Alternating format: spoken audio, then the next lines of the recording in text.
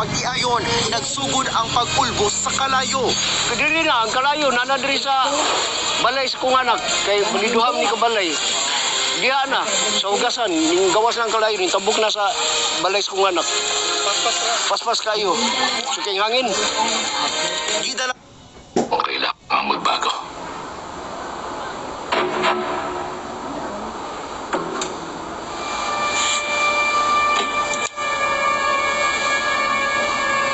Ikaw ang magdedesisyon, Gino.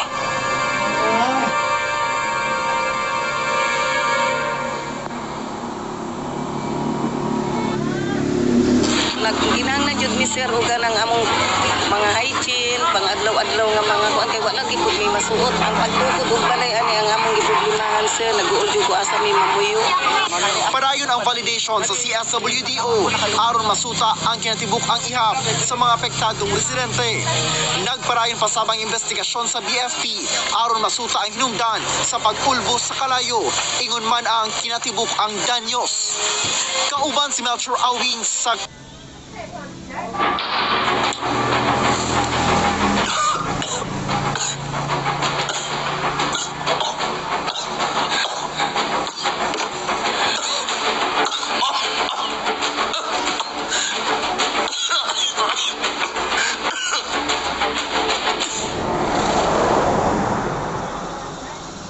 sa Cagayan de Oro City, mga apektadong residente kasamtangang nananahimutang sa ilalom sa Marcos Bridge. Ano yan, dugang detalye.